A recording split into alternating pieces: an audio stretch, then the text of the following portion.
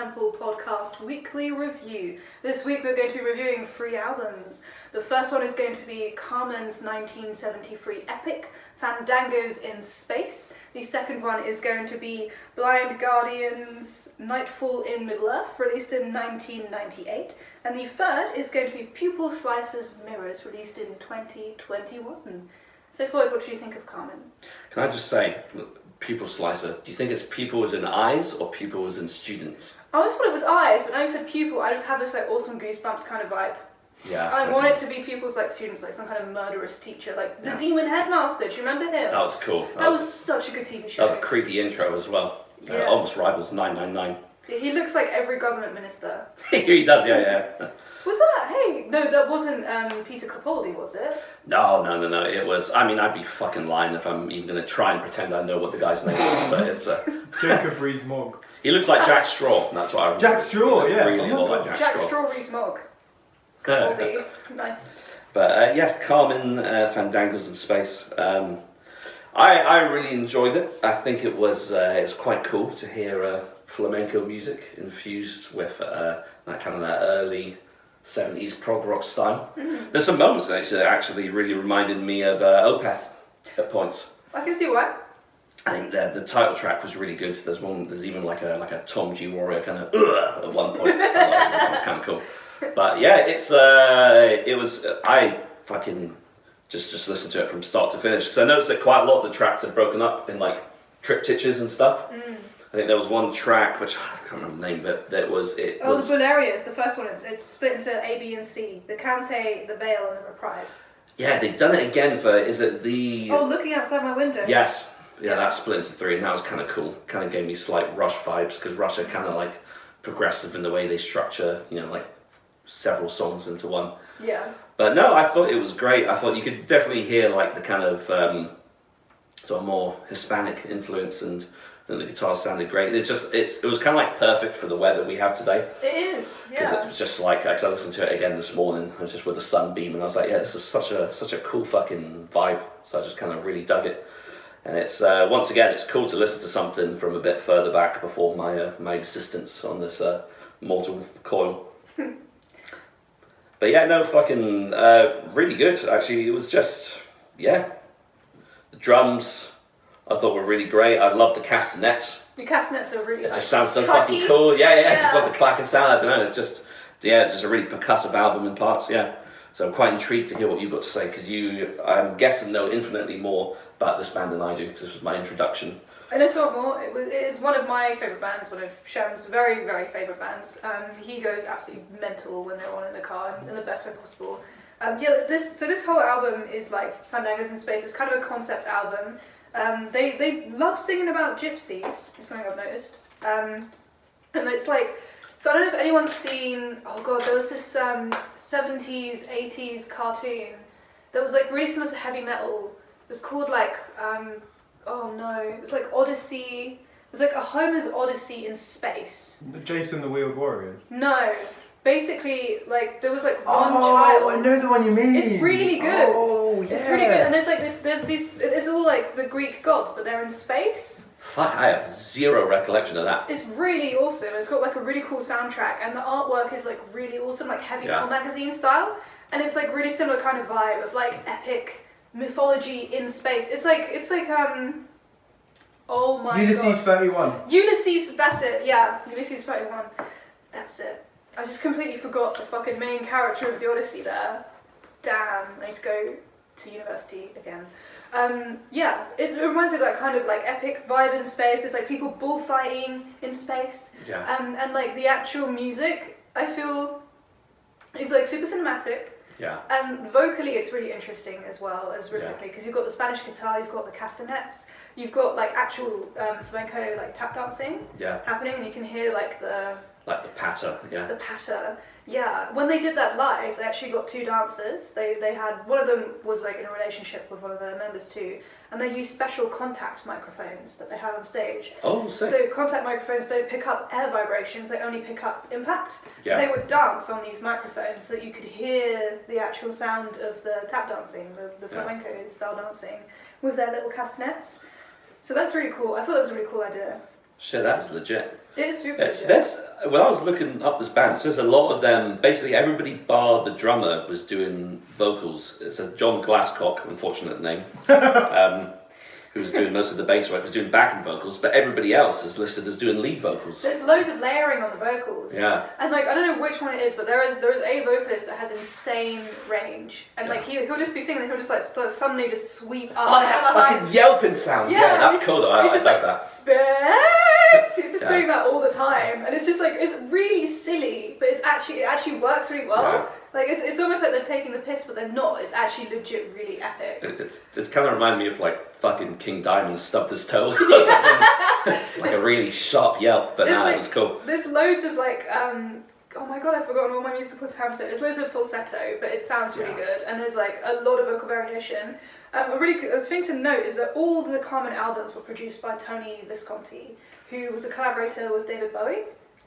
I read that, yeah, that's cool. Which is really cool, and I think they had some interactions with Bowie. One of the reasons, so the band only was extant between 1970 and 1975. Originally, I think they had 7 members in the US, and they came over to the UK and became a quintet, a 4-member band. And that's when they started working with Visconti. And they only lasted 5 years because, as we were discussing earlier, was it Paul Fenton, his name? Yeah, that's what I've got written down. He was. They were recording the Gypsies album, and he was riding a horse on the farm they were recording, and he fell down and broke his knee, so he couldn't drum properly for a really long time. But I do believe, I think it was Fenton that afterwards he joined. He played with T-Rex with Mark Bolan. And then David Bowie actually introduced them internationally because Bowie put on, not T-Rex, Carmen, he put them on his midnight special. Oh man. John Glasscock went to join Jethro Tull. I read that, yeah. And I quite like Jethro Tull as well. They're quite... Aqualung is an absolute banger. Yeah. Fenton played with Bolan's T-Rex, and then like he left, but then started a covers band, was in a covers band with loads of T-Rex ex-members. Yeah. So I think he's still maybe doing that if he's still alive. No offense. It's weird how there's kind of, you got that parallels between Atomic Rooster, who we reviewed last week, in the sense that I had not really heard of this band, yet they've got all these fucking major connections. It's mad. Yeah, and you just don't know, because obviously I wasn't alive during that time, so I wasn't privy to bands that weren't major bands.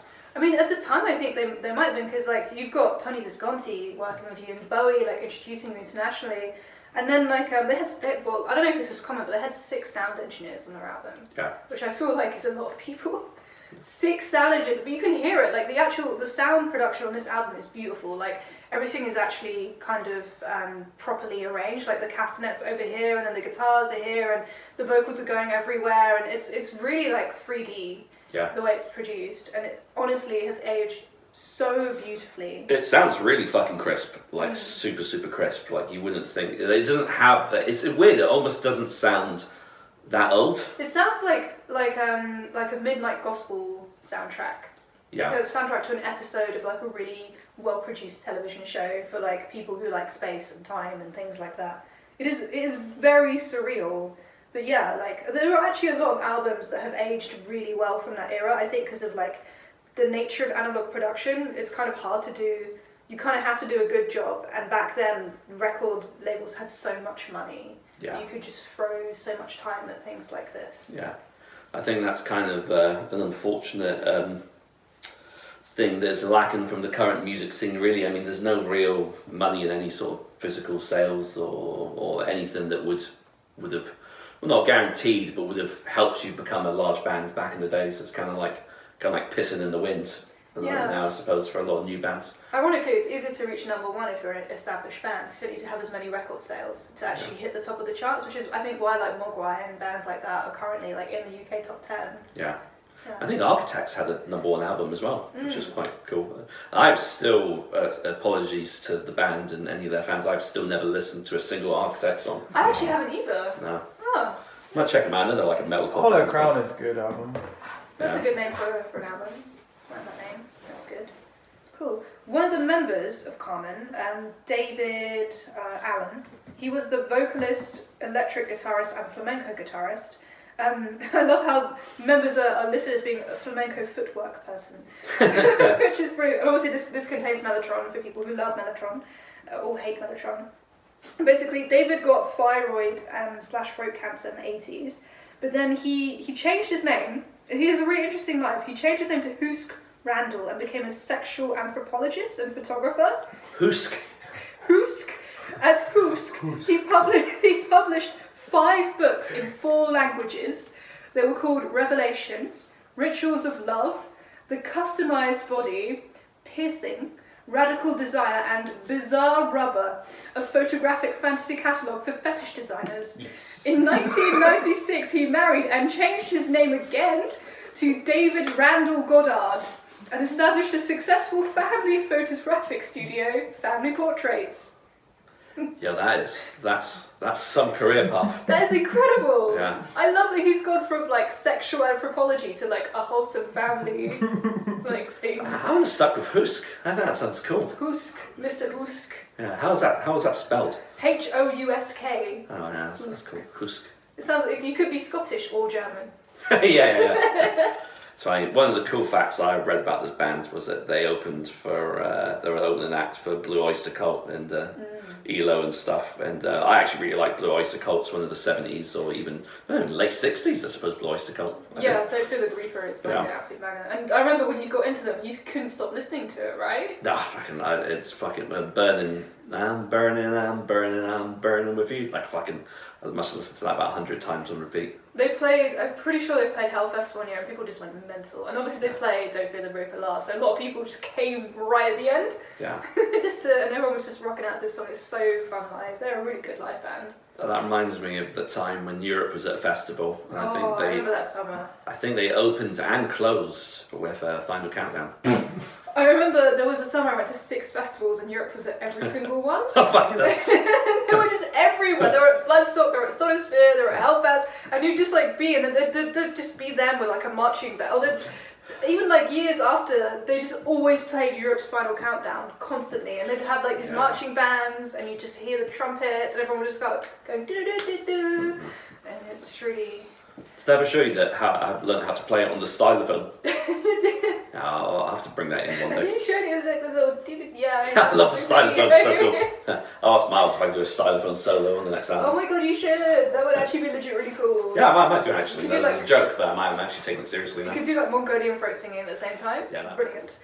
Have you got any particular favourite tracks on the I Carmen really album? like the first track, Hilarious, because they're literally just singing about bullfights, which is really cool and heavy. And there's one track, I can't remember which one it is, but I was listening to it in the car, and I never picked up this lyric, but there is a lyric where the guy sings, and an Arabic knife in your side. But it's like really catchy. It's like, and an Arabic knife in your side.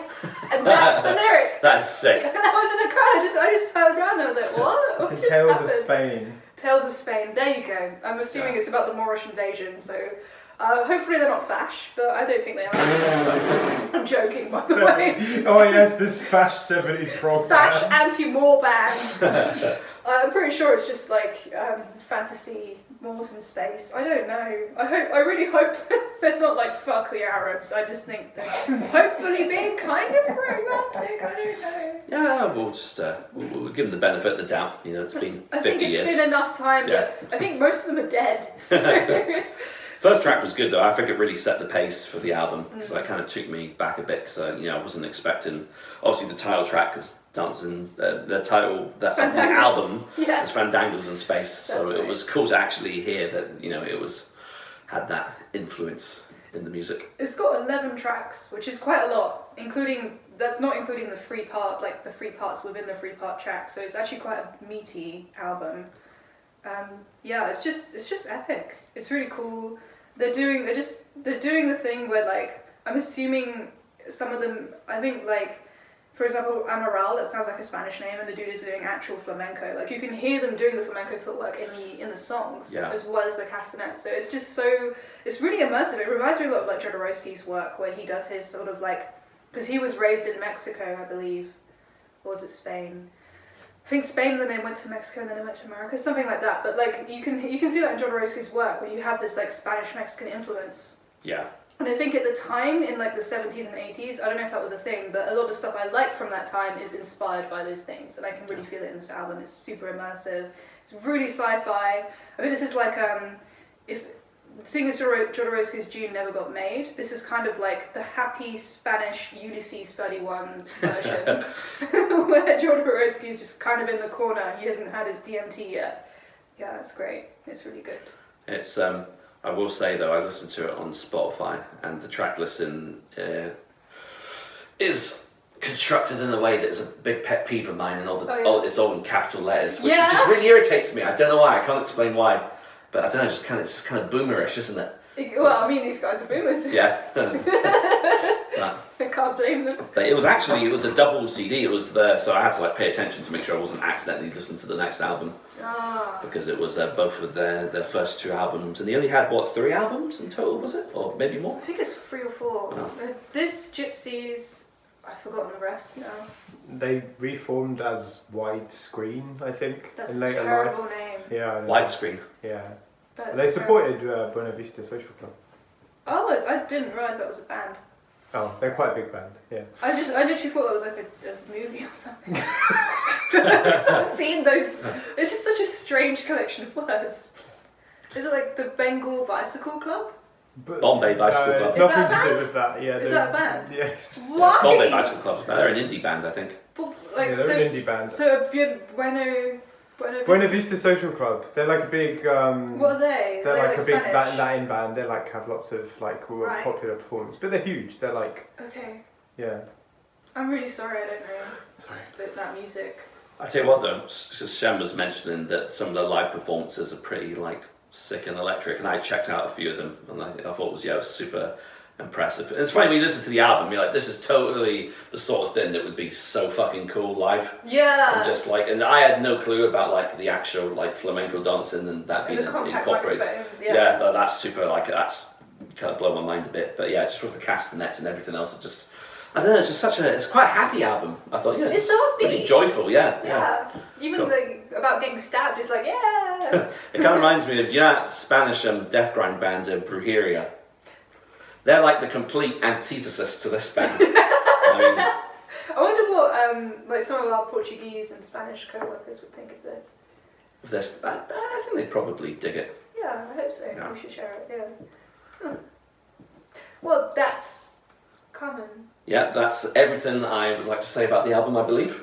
I think it's a good album. If you like 70s stuff, check it out. If you don't, but you like sci-fi, maybe check it out. If you don't like any of those things, consider it. I just need to check out more shit from that decade, to be honest. I'm just so fucking uninformed, to be honest. It's kind of like metal in a way that it's kind of, I think so much music was produced during that time. Yeah. Go on. Everyone just listens to Sabbath. Like I love Sabbath so much. Shem's views, not mine. Yeah, metalheads are just like Sabbath, and they are amazing. But there's just so much great music from the 70s that does not get a look in. There is a lot of stuff that I think people who like Sabbath would absolutely adore from the 70s. Because Sabbath is like one of the most famous bands from that era, man. Like, go check out these bands. Would you say Metallica were like the successor to Black Sabbath in that regard? Because Black Sabbath were the bands that, you know, everybody kind of lauds and ignores everybody else. I feel like Metallica is that band in the next generation, like the 80s and 90s. So, you know, fuck everyone else. Like, Metallica are the greatest band in the world. It's like, mate, they're not even the best band in the Big Four, let alone. like in music. I think they could be. I wonder how many albums came out in the 90s compared to the 70s. I think that was the heyday of manufactured music, was the 70s. Because if you look at how many albums came out in like 1969 to 71, I'm sure it's an insane number. Yeah. Yeah. I think you might be right there. But next is, I think, this is going to be your Fandango in space. The Blind Guardians, Nightfall in the Middle Earth.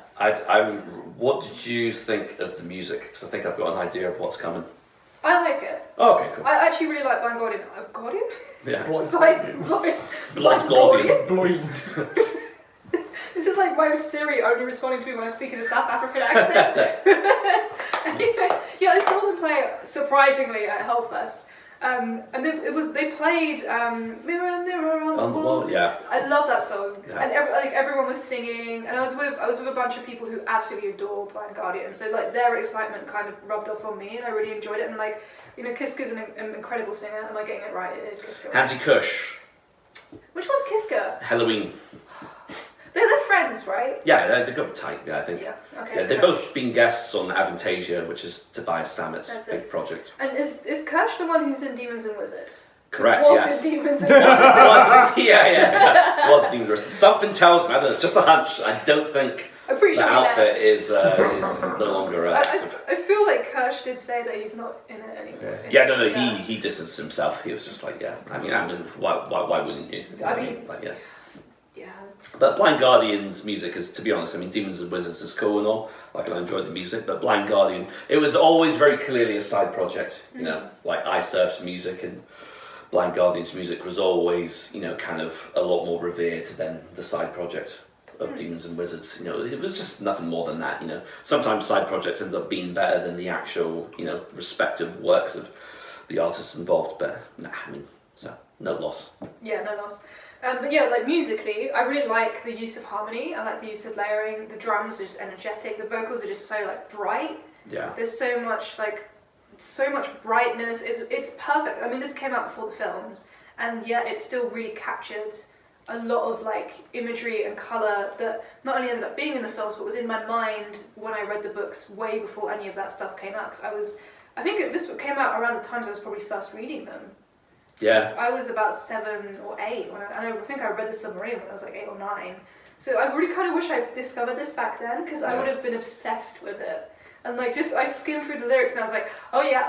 I just recognized so many little bits and pieces. Yeah.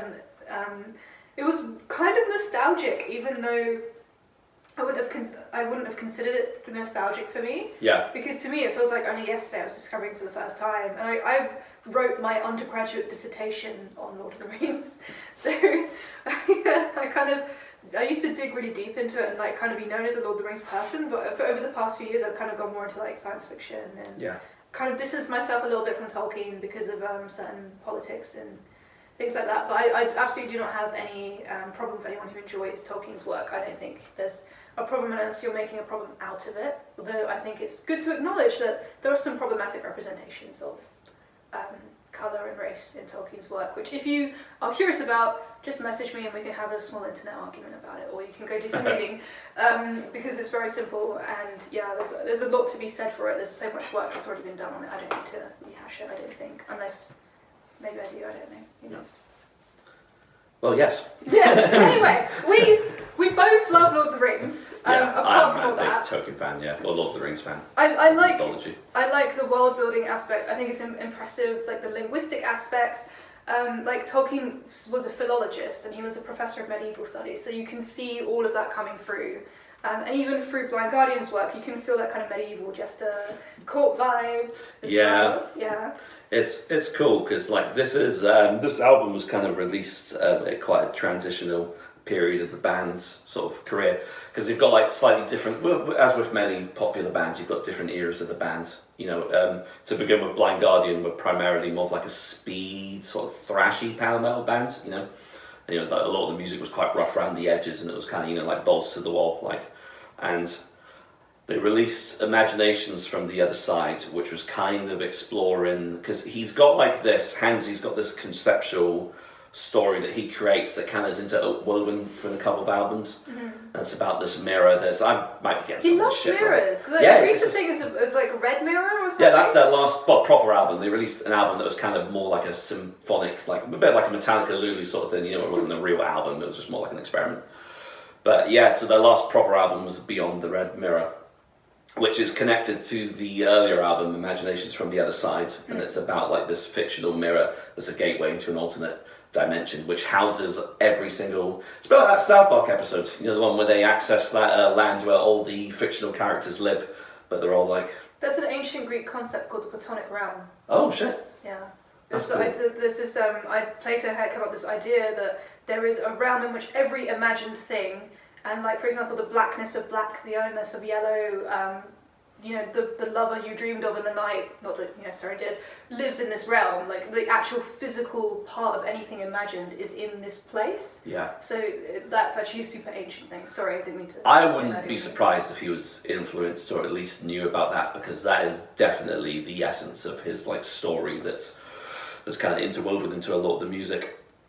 But I digress. The Imaginations album was kind of at the beginning of them exploring like a more kind of orchestral and kind of a symphonic approach to the music. So not as fast, a bit more mid-paced and a bit more vibrant. There's a lot of colour in the music, a lot of major keys and stuff. It's very happy sounding music a lot of the time. Yeah. I just need to listen to Mirror Mirror. And it's like, so I remember watching somebody reacting it to once, because I love reaction channels because just great way to kill time. And someone was just like, "Ah, shit, this sounds like Disney metal." And I'm like, I abhor that term, but like I get where they were coming from. It is kind of like I can see a Disney doing like a Fantasia style Lord of the Rings video to this album. Yeah, totally. And it's cool because it's funny because the original drummer who actually did drum on this album, he ended up leaving the band because he wasn't too, I'm not sure if he wasn't too happy, but he wasn't on board with the idea that Blind Guardian was steering towards far more kind of orchestral compositions, and it's very musical theatre. Yeah. Like a lot of time. This album is like kind of the beginning of it, but you listen to some of the later albums, there's a shit ton of synths which you're going to absolutely fucking love. But no, like it's got a lot of Queen influence as well. I think it's quite evident that they're big fans of Queen, and and they've got like some sprawling 13-minute tracks. Do you think they're Andrew Lloyd Webber fans? I would think so, yeah, because it's it's got a real opera style, yeah. And it's funny because like a lot of music we've reviewed here has been very like introspective and dealing with like the most kind of like fucked up topics. But like, and I feel like this is just the complete opposite. This is pure like music that you'd listen to put yourself in a good mood. And it's funny because like even a lot of tracks on this album, because basically what the album is, it's chronicling the events of the Silmarillion. Yeah. And it's more or less in chronological order from the beginning of the album. So it opens with there's a lot of interludes which you can basically ignore because a lot of them are just like passages to the next actual track. But it's got Into the Storm, which is basically about the Silmarils being stolen, and it covers. And it's funny because when you read the Silmarillion, it's not portrayed in the way that's like quite happy or jovial. It's so dark. Yeah. Like even the story of Húrin. So remember, Húrin was the one who was captured by Morgoth and forced to watch his family go through the most like fucking Greek tragedy. He's like the Prometheus of Middle Earth, basically. Yeah. And like the last track on the album. Is one of the last tracks on the album is about basically Húrin watching his entire family and his son and his daughter, fall in love with each other and it's just crazy shit. It's so Greek. Like, isn't he like almost glued to the stone chair? Yeah. And he has to like really, everything is like playing out in front of him. He knows that he can't do anything about it. Yeah.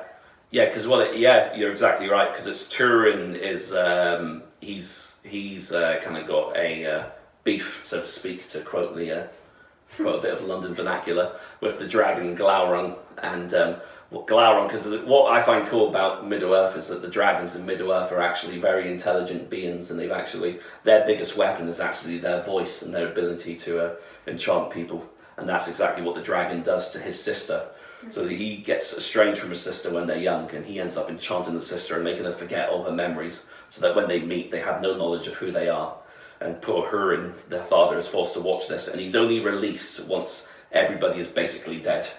And then he ends up climbing down from the chair and meeting his estranged wife, Nienor, I believe her name was. Nienor, she was one of my favourites. I used to name my computers after members of this. Oh, that's cool. And Nienor was like one of my computers growing up. So it's just really That's cool. I would have just presumed all your computers would be named Nina based on your... I mean, her name was very similar to mine. It's probably why I liked her so much. It's a narcissist. But yeah, they basically just reunited and just fucking died out of grief, which is pretty typical.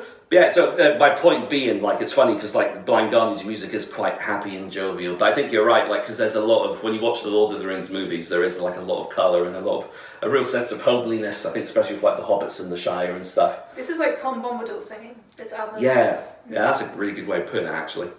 And it's and you could just tell that he's also a big fan of the source material, and like it's he's really properly read it. Like some of the references, like when he talks about the grinding ice, like That's kind of like a kind of throwaway reference almost, but I know what he's talking about, the Helicarax, whatever pronounce it. And like that crossing is so brutal, like so many people die, like fall into the ice and it's like grinding around them, and like the way it's described is so depressing. Like I still remember reading it for the first time and it was like biblical pretty much. Yeah, it's funny because it's actually conflicted in reports about the Helcaraxi, I believe it's pronounced. I think. Thank you.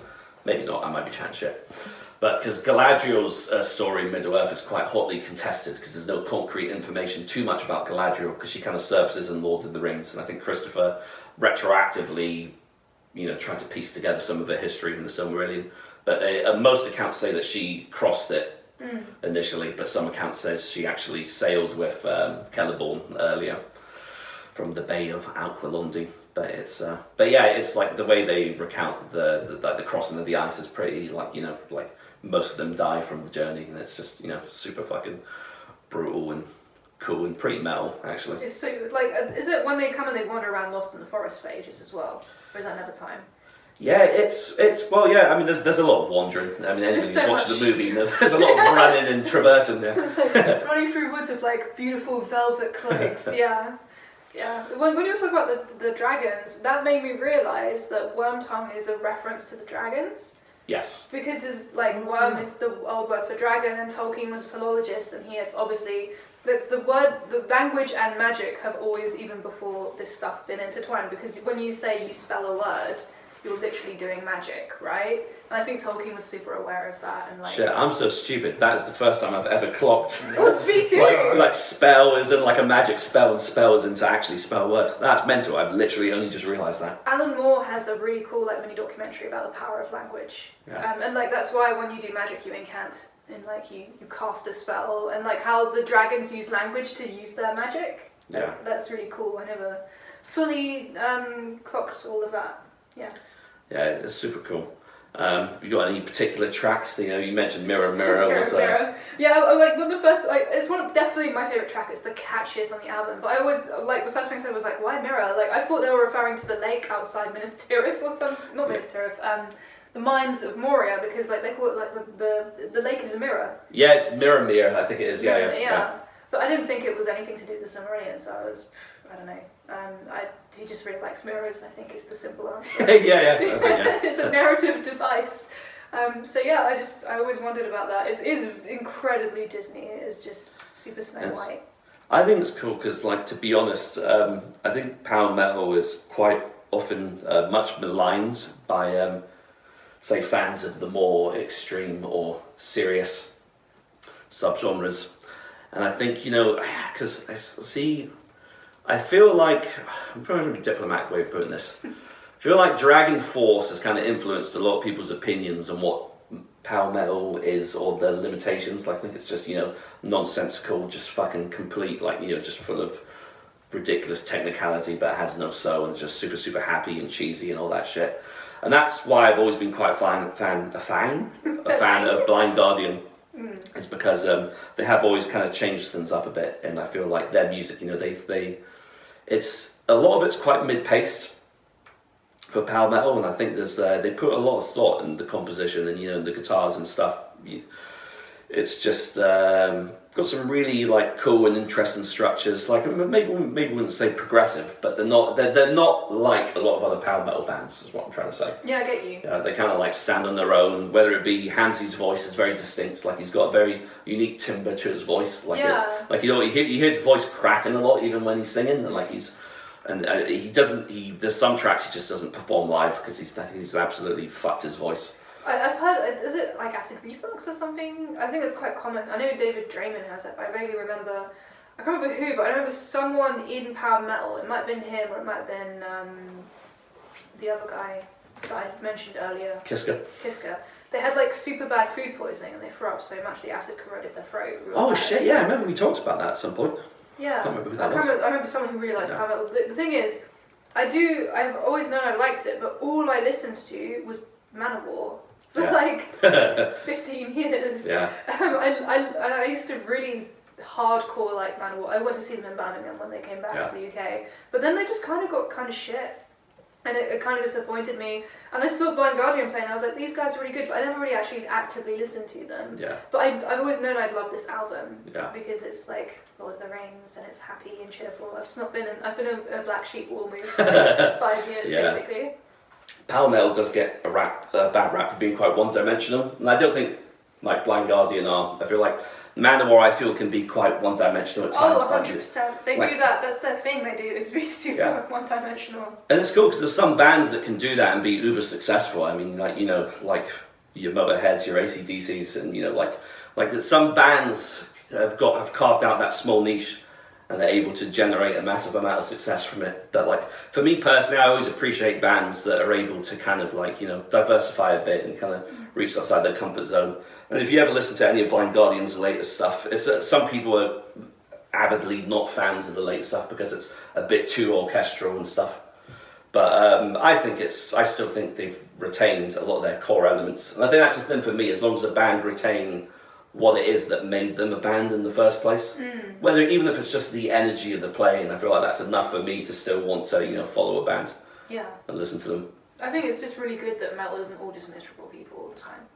Yeah, it's like going back to what I was saying before, that you're just in moods for certain types of music at certain points. Like, if I want to completely chill out, I'll listen to some stoner metal, or if I want to, if I'm in a good mood, then I will listen to fucking some Blind Guardian. You know what I mean? It's just, I think it's just understanding that, which is why I'm like always so adverse to rating things, because I feel like if it's an album I've listened to only once and I'm not in the right frame of mind, I'm not going to appreciate it properly, like so.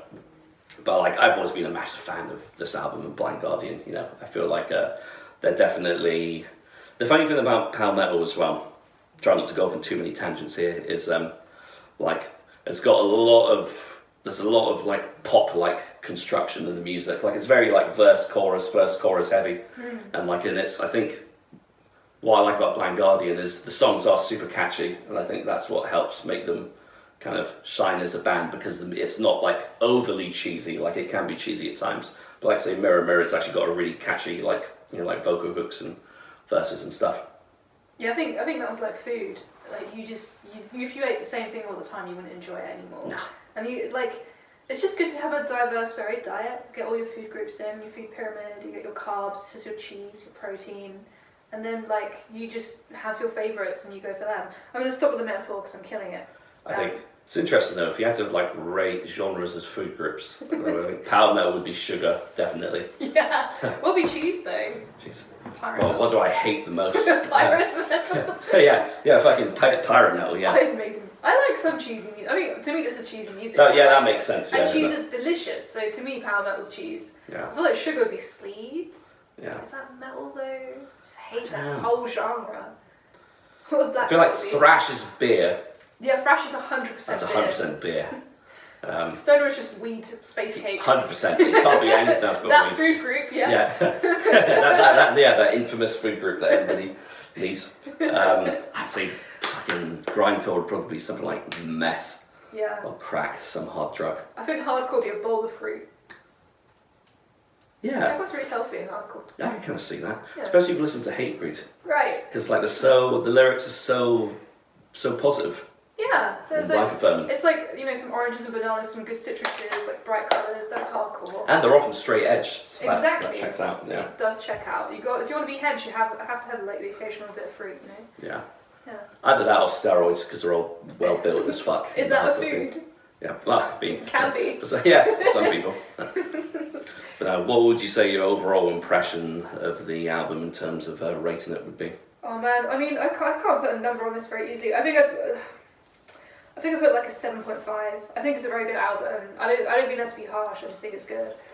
Yeah, I mean, I love the cover as well. I was talking to you about. I like the references on the cover. Like I got it straight away. It's like Luthien seducing Melkor for the Silmarillion, and it's a weirdly underrepresented bit of art.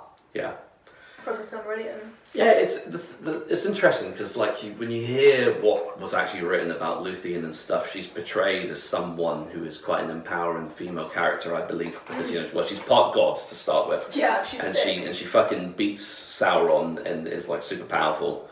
But then, in comparison, like there's barely anything really written about Arwen and Lord of the Rings. Yeah, right. It's like she's, well, as far as I can remember anyway, like obviously she was given a more significant role in the movies, which I think, it kind of made sense to a degree, but it did feel like it was just there to be the love story component, right. Whereas that wasn't really prominent in the books. Like exactly, that she's was just a character. I mean, there aren't really many women in books that do anything. That's I true. think the woman with the most lines is Goldberry, which is Tom Bombadil's wife. No way. I think so. Yeah. I feel like that. Maybe what's her face? I am no man. Eowyn. Eowyn, I can't believe I forgot her name. Terrible soup lady. To be fair, I think everybody gets a pass for forgetting Tolkien names because they're also fucking similar. They're so similar. Yeah. Eowyn, son of Beowyn, daughter of Beowyn. Yeah. Son of Grandaughter Beowyn. of Jeowyn. Yeah. Randor of Landor. Yeah, I love that. I also I was picking out some lyrics.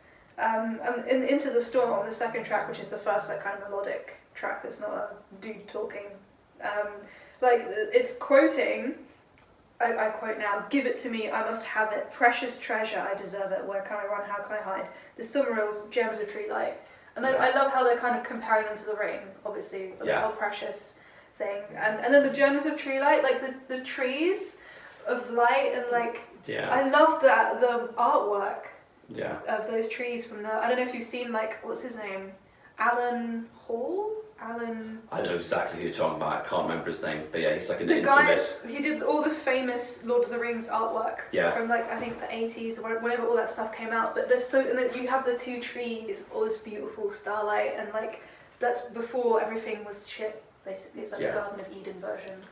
Things, if I remember correctly. It's been a long time since I read it, but yeah.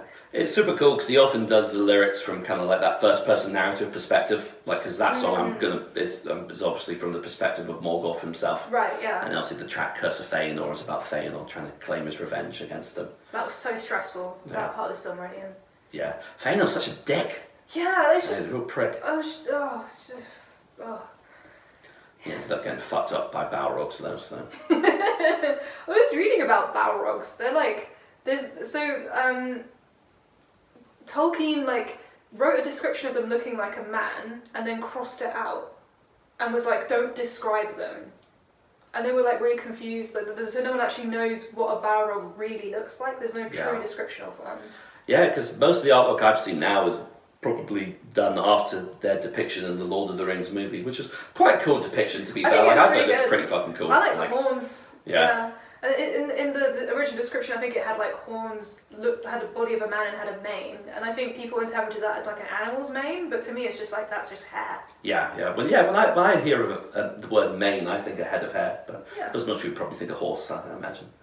I think so. A Balrog with a horse head, that'd be cool. Like BoJack, Balrog Horseman. That'd be a really funny TV show. Oh shit. And I will say though, it's just on the topic of Lord of the Rings quickly. I just hope that they don't butcher it for the upcoming Amazon TV show. The Silmarillion TV series. I suppose if it's anything like the fucking Hobbit narrative, I'm sure it's gonna be less goofy. But if it's just elves falling in love, I will be really annoyed.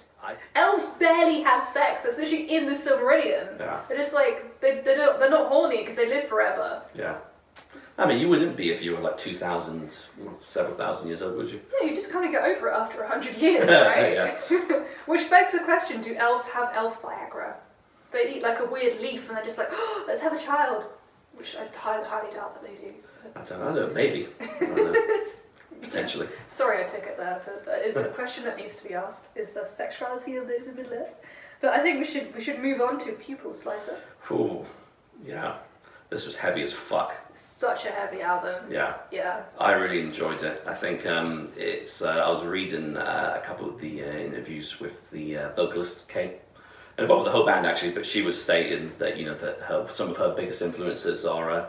Converge and the Dillinger Escape Plan. Yeah, I saw that. And you can totally hear it in the music. I think she even described it as Converge Dillinger worship. But I'd say it's got its own sound. To me, it kind of sounds like a hybrid of that sort of math metal style. And for ages, I never really referred to the term math metal because it just always sounded a bit kind of stupid to me. But I mean, it applies. It makes sense. It does, yeah. But it's like that, but kind of hybridized with kind of that death metal, death grind sounds. And when I read the interview, because I listened to the album a few times and I read up a bit about the band, and it just totally made sense in my head, because I was literally thinking, this sounds like a death metal version of like Dillinger Escape Plan, and I could totally hear like the Converge influence and even elements of Car Bomb and stuff at times as well. But I thought it was I've got a lot of notes about the album that I had made, but what did you think? I have many thoughts, all good ones basically. I'm really impressed by Pupil Slicer. Like this album came out, there's so much hype around it. So when there's this much hype around an album, I'm usually just like, I go in carefully, but I listened to it and I was like, this is totally justified, and it's so rare.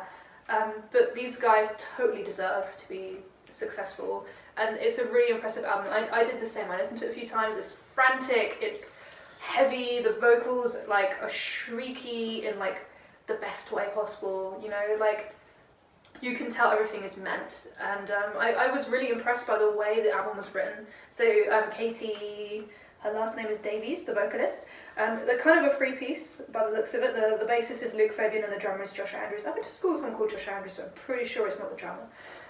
Common name, I believe so. Yeah, two first names is a pretty difficult name. Joshington.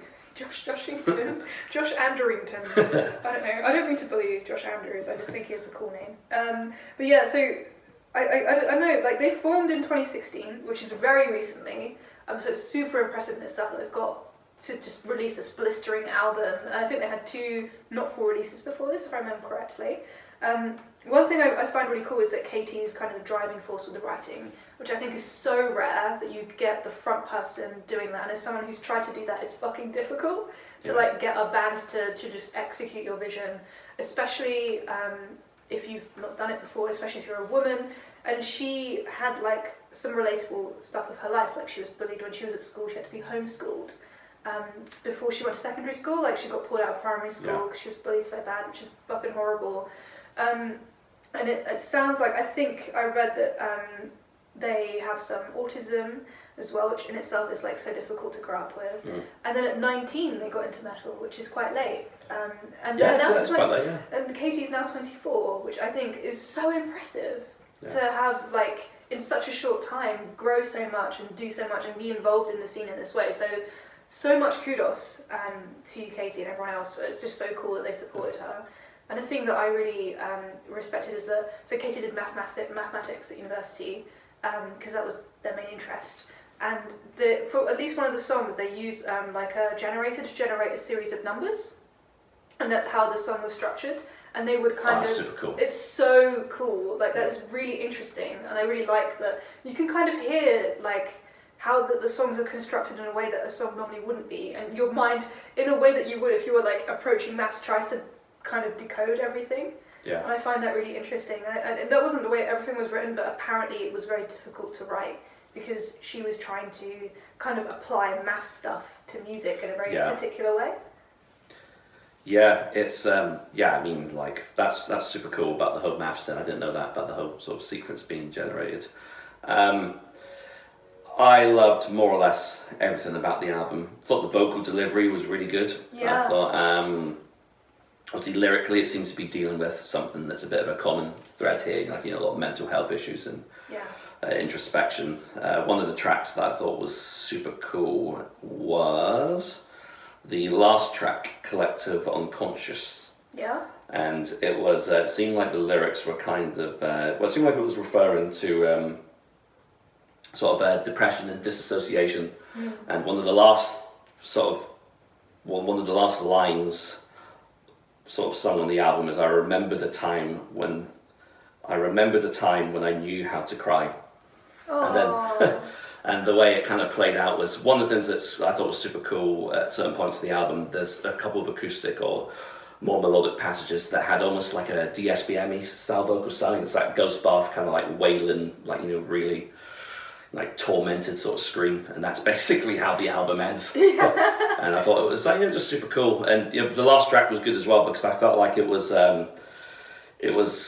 potentially a bit more melodic than the rest of the album because, like you said, it was quite frenzied a lot of the time. There's like a lot going on. It was chaotic. But I think what they had done a really good job with was implementing some real solid melodies into some of the tracks. one of the tracks had an outro that was very, it was the track Mirrors Are More Fun Than Television. Had a really kind of cool post-black metal, almost Death Heaven-y style sort of fade-out riff. And, you know, I just like, I've mentioned it before, but I like the whole juxtaposition thing. I like when a band can kind of straddle the line between like absolute blistering intensity and like really kind of sorrowful melody. And I think this album does that at points. I mean, most of it is absolutely chaotic, but there's, like I said, like with the last track, there's some points that I just thought were just really well done. And I was a big fan of the vocals. I think it's quite varied delivery. Like there seemed to be some, I think it's the bassist Luke Fabian was doing the bulk of like the backup vocals, which were normally either death growls or like a more of a shouted hardcore style. But yeah, I just love like the range of between like, there was just different layers of intensity and torment to the vocals. Like sometimes it'd be almost like crying and wailing, other times it'd be really shrieky and, you know, like frenzied, and that's just the sort of shit I dig. I just like that stuff, kind of makes me feel alive. We've got to mention, there are 3 guest vocalists on this album, and on the first track we have a Serpent Temple alumnus, Cam Shuck, who is an absolutely awesome human being, and he does vocals on the first track. And great vocalist himself, I must say. Yeah, he's a very Fantastic. versatile vocalist. Yeah, he's in Sufferer and Ancient Hate. I always mix them up. Ancient Hatred. I was right the first time. I'm full of self-doubt. I do apologise. Yeah, like that's really cool that he's on that album. Like I just think it's just awesome to see his name on it and that he's doing his awesome badass thing on his awesome badass album. So that makes me super happy. And yeah, you can check out this episode with us now that he's on Pupil Slicer. It's a really good episode as well. My favourite track was Panic Defense. I don't know if you... I also really like Stabbing Spiders as well. That Stabbing Spiders is about like apparently self-inflicted pain, but Panic Defense, I don't know if you guys recognise the term, but it's a legal defence strategy. Oh, okay. No, I wasn't aware. So the track is about how the US legal system has treated gay and trans people, and the panic defense is basically a justification of murdering gay and trans people because people I'm going to read it because I wanted to make sure I did this properly because I don't want to mess this up. It's really important. So it's a legal strategy in which a defendant claims they acted in a state of violent temporary insanity, committing assault or murder because of unwanted same-sex sexual advances.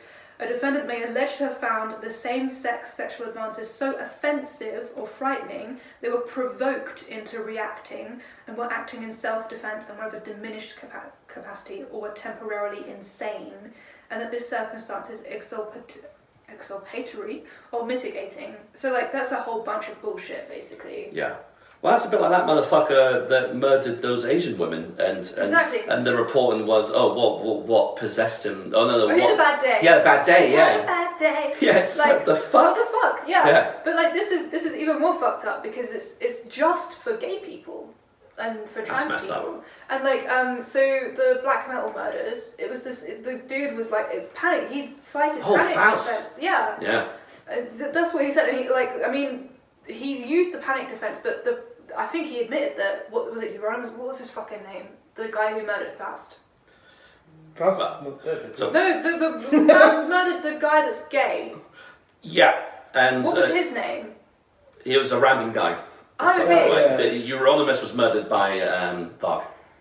Everyone's murdering everybody. That's right. The We'll dead killed watch Lords of himself. Chaos, and I think that's that'll what I used to do. refresh our memories. I've just not listened to black metal for so long that I've just forgotten all this bullshit Yeah. drama. But basically, Faust, I think, pretty much admitted that he tried to lead the gay guy on because he wanted to find out what it's like to murder someone, but knew he could use the panic defense to get away with it. That's fucked up. So like that's how fucked up this law is, and the fact that people like it's still a law in America. I don't know if it's the same in Norway, but yeah, this is. The fact that someone should find it so offensive that someone's hitting on them that they just murder them because they're insane from the terror of a man or a woman being attracted to them. It's just insane. I mean, women aren't allowed to murder men that like rape them or follow them in the street or hit on them, even though it's fucking terrifying. But like, God forbid someone hit on you. Yeah, no, it's so fucked up. So I think some women can claim during certain periods of the month Oh. particular period that they can get away with something because they were hormonal. I'll bear that in mind. But yeah. Yeah, but no, yeah, it's super fucked up. That was a good track actually. That was one of the shorter ones, right? Because I've noticed that on this album, there's quite a few just like short. I was trying to think. I'm going to say short and sharp. So I'm going to fuck this up. There's quite a few short, sharp bursts of just like musical intensity, which is like a bit of a Converge thing to do as well. And Jane Doe's got a few tracks that are just like a massive fucking blistering assault. And I think that's another thing I think is quite cool about the album. You know, most of the tracks are under 4 minutes. There's a couple of 6-minute tracks. And they're often the ones that have the more melodic passages, which makes complete sense. Because this isn't the style of music that you can drag out to a 5-minute plus track without just being completely, having complete sensory overload. Yeah, also you'd be really tired if you're playing it. This is going to be amazing live. Yeah, it's funny actually, because I don't think they've done much live shows, and she was... I think somebody was asking them a question about how they found the recording process, and Kate, the vocalist, was saying that they had to only track about 2 tracks at a time because she would just completely blow out her voice. Damn. She put so much effort into it, so she's got to try and find a way to kind of preserve it when doing tours. I mean, that's one of the things I imagine that's kind of shit about doing proper long haul tours. Tours really bad for your voice. So what happened to like the Visigoth singer? Like his voice was just, by the end he was just like, yeah, I'm shot. I know professional opera singers who've gone on tour and then they can never sing again. Really? Yeah, it's a legit thing. You've got to be really careful. Yeah. Yeah. Yeah. Good excuse just not to tour, I suppose, isn't it? Might be. I don't know. I like the idea of it, but also the idea of doing back-to-back shows is just horrific. Especially with drinking and smoking and doing things like that, it's just really bad for you. I feel like it would kill a lot of the fun of it, kind of make it feel more like work as opposed to something that's, But I don't know, that's just me. I suppose a lot of people like the kind of road lifestyle. Some people love it, some people hate it. Yeah. Yeah. Well, I get car sick, so I know I fucking hate it, especially over in America. I've heard a lot of musicians complain about sleeping in the nightliners. Apparently it's really horrible because they've got to drive in the night, and apparently on the bunk bed and you're bumping up and down and the person above you is farting and snoring and everyone's feet smell and the toilet's blocked. Well, that's what I've heard anyway. I've not done that. Same for me as well, like not to sound too morbid, but I'd be fucking absolutely terrified of like getting in like a fucking highway accident and stuff. Common. Look at bands like Baroness. Cliff Burton, Decapitated, Ghost Inside. I mean, so many Baroness people. almost broke up because of the... Oh really? Well, they had a really bad bus accident, I think in the UK. Oh shit. And like the bus I think fell off a bridge. The picture of it is scary, and I think after that, what's his face was like really scared, like really wary of playing shows and touring. I don't blame them. It's like really traumatizing. Yeah, no, that's fucked. But no, what was another track that caught my attention? Husk was a great track. Yeah. But conventionally, I think that was the most kind of metallic track on the album. I think there's a lot of kind of grindcore sort of influences as well as like the more mathcore side of things. But this track kind of stuck out with me because it had like the opening riff was very kind of almost thrashy, and had a great like sort of one thing this album does very well is I love that kind of groovy moshable sections. It's got some really good like super groovy chugging like parts to a lot of the tracks, which is good because like I couldn't listen to 3 minutes of completely dizzying riffs, but I can listen to say a minute and a half of that and then a really fucking brutal like harmonic breakdown. Like I'm all about that. It is really varied. Like it's chaotic, but there's also definitely an underlying structure. And I think with a few listens to this album, I think I'll understand it a lot more, and it won't feel as chaotic. If that makes sense. I think what also adds to the chaos is this is a band that's kind of done something that's a bit of a common trope in a lot of the newer metal bands or heavy music bands, and there's quite a lot of electronic influences, like whether it be like kind of like that whole digital manipulation with some of the riffs and stuff. Yeah. Like Code Orange do it quite a lot on their new album, which I don't know if you've listened to. It's actually a really fucking good album. I mean, Carbon, there's a PPU. I know it's Carbon or Botch. They use the laser noises. Oh, Carbon definitely has like love those that. laser. Yeah, I that's love the laser sick. noises. It's so good. Yeah. But there's one track that has it, and it's the French track, which is the French word for Call of the Void. I'm not going to try and butcher the French. Butcher the French. Butcher the French language. All Sorry. of the French. What a Freudian slip. Floydian slip. There we go. But that has actually quite a synthy electronic outro, which I thought was actually kind of cool because like the whole track is about the Call of the Void, which is I'm sure you're aware of what the Call of the Void is. I have felt it myself. Yeah, so have I. It's weird because you don't even need to be suicidal to feel it. Yeah, you're just like, oh, what if I threw myself from this train? Yeah, What would happen? Ooh. That's probably one of the main reasons I don't use the fucking underground, because I just think to myself, what if just a bizarre moment of just lack of just complete fucking nihilism, thinking, oh, I might just jump in front of this. I have it a lot on cliffs. But this, we went on holiday, and there's this cliff in Sardinia, and if you go on it, you're just like, oh, I could die here, it'd be brilliant. Yeah. And you just look at the sea, and you're like, yeah, we don't encourage any of this, by the way. Yeah, it's very bad secret. We don't encourage bringing on the feelings of Call of the Void by standing at the edge of large cliffs. Instead, call your therapist if you start feeling that. But I think some of it is vaguely human and understandable. Yeah. And the point I was going to make was the kind of the synthy electronic outro, which I thought was kind of cool because it kind of reminded me of that's what the Void would kind of sound like. That's cool. In a weird sort of way, because it's just kind of like dissonant and kind of not connected to life anymore. Nice. So I always think of electronic music as being sort of music that doesn't have too much soul, if that makes sense. So that's super cool. And there is actually a really good band called Call of the Void as well, by the way. They're like an American, pretty sure they're American, kind of like sludgy, sort of grindy bands. They're pretty sick. Once the Wheel of Time series comes out, there's going to be so many Void-related bands, because that's like the main character like occupies the Void when he's going to like battle mode. Is Tanalorn from Wheel of Time? No, that's a Michael Moorcock reference. Ah shit, yeah. It's that Blind Guardian thing. 'Cause I love that. Yeah, because they've got a song called Tanalorn, Into the Void. It's really catchy, that song as well, because they performed that and I went mental, because Michael Moorcock used to be in Hawkwind. Yeah. And he is a fantasy writer. And he wrote, basically, if I read it years ago, there's this guy, I think he's like Cindy, there's these people and they have like this dream, and the dream, like, the amount of people in that race alive to dream the dream, that's the reality. But then this other species like invades the reality and kills the dream, and the dream is dying, and I think Tanalorn is like disappearing, and he's like searching for Tanalorn. Okay, cool. I might have butchered it, but it's really good, and there's like characters in his books called like Lemmy and things like that, and like really weird, surreal moments and things. Yeah. That's cool, especially because Lemmy was also a member of Hawkwind, wasn't he? Indeed he was, yeah. Yeah, it's see, I always used to think Michael Moorcock was the guy that wrote Wheel of Time. I must have just got confused at some point. That's Robert Jordan that wrote the Wheel of Time. But Blind Guardian do actually have a song called Wheel of Time as well. It's like a 10-minute fucking epic. I mean, Wheel of Time is like 16 books long. Each book is just under 1,000 pages. Like the shortest one I have is like 500-600 pages long. So. Yeah, fucking that's pretty long. Yeah.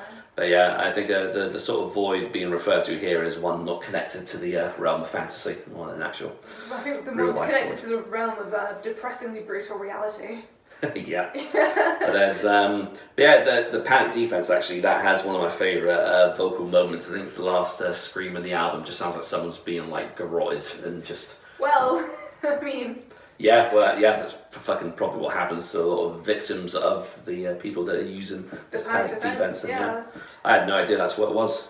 I thought that was worth talking about. It's really interesting. I like the way they're kind of talking about all this like mental health and current, like, because the Panic Defense is so current, and I think it's like there's so much fucking murder and horrifyingly prejudiced shit going on at the moment, so I think it's really cool that they're addressing that and they're not like trying to hide behind.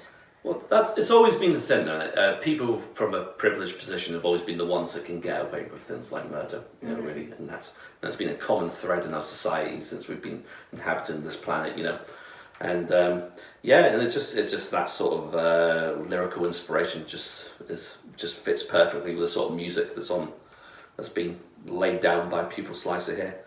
I want to say as well, like I think the bass and the drum work is super impressive, because I think one thing, because you were saying that it was kind of Kate's vision to have like the more mathematical sort of foundations, and it's super impressive that the bass and the drum work and the rhythm section are able to kind of still keep that net around that sort of frenzied approach. Like obviously the band work very well in tandem together to sort of make the sounds coherent. So it could be, I could only imagine how easy it would be for this to sound like a complete fucking mess. Yeah. And yet it doesn't. These guys must be like super like good at their shit and talented to be able to do this. So like, when I said it was chaotic, it was absolutely not a diss. Like, I think this album is sick. I'm really certain this is going to be on a lot of end of year lists. I think this is going to be the album of the year for a lot of people. I reckon so. And you know what, it's great, it's always hidden news. I don't know if the guys themselves are based in London, but I mean, it's labelled as being a London band, and it's funny because, like, you know, whether it be through, you know, more known bands, whether it be Akakoka or even Voices who've done an album about London, you know, it's always so good to hear music which might be inspired or influenced by this fucking hellhole. This oxymoron of a city that is equal parts immense wealth and crushing poverty, you know. I think the duality of that, and it's evident in most parts of London, you know, and I think it's a great place to grow up and be a fan of heavy music. It's the perfect place to be into metal because it's so brutal and you have all that juxtaposition and contrast. It's like, it's not hard not to be angry sometimes living here. Yeah. I mean, just get on the tube once and it's hard not to be angry, and like, and I can't stand the tube, but and it's just, I just can't believe some people actually are craving a form of routine life again, which involves travelling into London or through London to get to an office. And that's just my worst fucking nightmare. When I worked in the city, I was commuting 20 hours a week. It's too much. That's a whole day. Yeah. Yeah, it's crazy. I saw someone die on a train, like people doing all sorts of horrifying things. It's definitely one of those cities where you see 4 seasons in a day, but you literally see people dying, like doing drug overdoses on your train home in the afternoon in broad daylight. And you also see, you know, people giving birth. So a friend of mine saw someone shitting in a bin outside McDonald's once. Yeah. Do you think that's called? Do you think that's because their bathroom was closed? Well, I still remember reading the status. Apparently, she ran out of McDonald's and she was sobbing and saying, "I'm so." I feel really bad saying this story, but she kept saying, "I'm so sorry," and then she kind of climbed on top of a bin and just like had a horrible bowel movement in the middle of the street. Yeah. That's really sad. Yeah. Yeah. But hey, sometimes those moments just come at you when you least expect That's it. life, you know. Sometimes you shit yourself. I remember my favourite experience in McDonald's was no, tell a lie, it was actually the KFC. It was one of the ones around the West End where they have security on the doors because they know there's a club, so they get super rowdy. Yeah. And Shem looks like he's about to lose his mind. Shem's just sitting like this. But his hands. This is such a fucking green text story, by the way. It is true, but it's one of those ones you read online and then it's just like, and it always ends with "oh," and everybody claps. The balls claps, yeah. But it's fucking, I went there, I want to go to McDonald's and my friends want to go KFC. So I was like, okay, well, I'll go to McDonald's and I'm coming to KFC. So I bought McDonald's, went to the KFC, the one in Piccadilly Circus, which is now Shake Shack. Nice. Piccadilly, Leicester Square. I was getting fucking confused. Not like I've lived in London for 3 decades. And the security at the door was just like, "oh no, you can't come in unless you buy something." So he's obviously seen I had a McDonald's bag in my hand. I was like, "oh, well, I mean, why not? All my friends are upstairs. I'm just gonna. They've already bought like meals from here. So no, you need to buy something from here to sit in here." So I was like, "okay, that's fine." So he followed me to the counter. Followed you? Yeah, it was good. I said, "no, I'll buy something," and I think he thought I was bullshitting. So I went to the counter. I was like, "excuse me, how much is your barbecue sauce?" I was like, "oh, it's 20 pence." I was like, "okay, I'll have 1 barbecue sauce sachet, please." I was like, "there you go, I bought something." Did you keep the receipt? No, I didn't, but it was That's amazing. the only time in my life I've ever outsmarted anyone. That's a brilliant way to end the podcast, I think. Yeah, I think so. Do you have anything to say, Shem? Oh. What do you think of the album? Yeah. It's good. Yeah, it's good. I like it. No, it's good. Like, it's really good. I haven't really bonded with it yet, I think. I think means you'll love something. Yeah, that's it. I tend to find that I don't like get things straight away when I end up loving them. But like when I grew up, I was listening to loads of like, obviously like Botch and like Come on. yeah, like Dead Guy. I was trying to think about all the more kind of crazy technical bands, you know, that do that kind of Sleepy hardcore Time stuff. Gorilla Museum. Yeah, like all just kinds of Reminds me of crazy Iron shit. Dissonance in parts. Yeah, Iron It's kinda got Dissonance. that, Yeah, it's got like shades of stuff like that. Yeah. But yeah, I've never been like big on like grunge. You know what? I was saying this to Nina the other day. I feel like if I was 5 years younger, I would have gone absolutely batshit for this album. But now the world has just like beaten me down. I'm so tired and weary. I don't have the energy for it. So I get what you mean. But this album is for younger people. Yes, it's for people aged between like 16 to 25, and it's perfect. Yes, the impetuous, it's really good. relentless energy of youth. Yeah, absolutely. I think I agree. If I was like a teenager and listened to this, it would blow my mind to smithereens, and I'd be really like foaming at the mouth. So yeah, that's it. It's not that I don't love it and think it's amazing. It's just that I kind of hear it and we're tired and sad. Yeah, I just hear it and I just think like, oh god, like I wish the world wasn't such a sad place. Like, I don't know, I get exactly what you mean. I think we're very fatigued from like the news cycle of the last 2 years. Yeah. But I think it's a cracking album and they seem like really cool people and I'm sure I'll get into it 100% like at some point. I feel like that's quite a natural thing though, isn't it? Like especially if you listen to like super heavy music, you get to an age which, so whether it be 30 or for me it was probably like late 20s, where it's like I just don't really want to listen to like hyper aggressive music all the time. It makes me tired. No, it's not just that, because I was talking to Neil about this the other day. Like I can't stand slow music now. Like I can't stand if I listen to like a lot of kind of more. Like Funeral Doom or... No, because I love, because for me, like, Funeral Doom is like, it's like you love stuff... Paradise Lost though. And it's yeah, but like they're mid-paced. I'm into the middle right now. Like, Death is very mid-paced, it's technical. It speeds up and slows down, but it's not breakneck pace, it's not stupidly slow. You know why? Because the drums are fast, but the guitars aren't fast. Yeah, I'm really into this, this thing that I backwards and forwards kind of play between, like, tempos and stuff like that, yeah. That's why you got to give credit to both, though. I think they kind of make mid-paced fucking metal is fucking cool. They make mid-paced feel fast. Yeah. I mean, this is not mid-paced. This is, for the most part, this is breakneck, fucking dizzy and chaotic.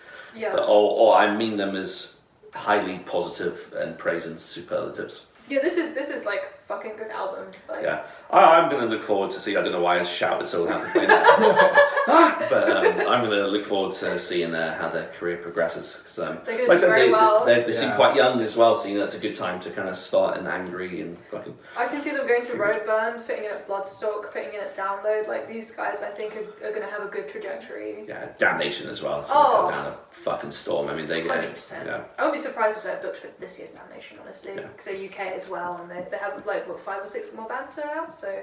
Yeah, I think so. Yeah, it's 5 more bands last I checked. I'd put 1 Bitcoin on Pupil Slicer. Cool.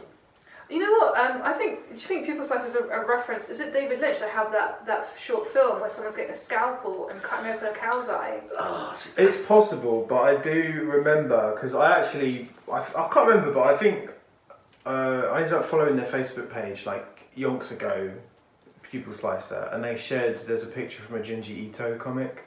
Oh. And there's the really famous one. I can't remember if it's Tomy or the famous one, but there's basically a whole series of Junji Ito comics. They're like a Japanese horror artist. Yeah. That's cool. And he basically there's a whole series which is based on like terrifying stories based around spirals, which sounds ridiculous. That sounds maths. That's very maths. Yeah, it's very like Pupil Slicer, and I'm pretty sure there's like there's a very similar.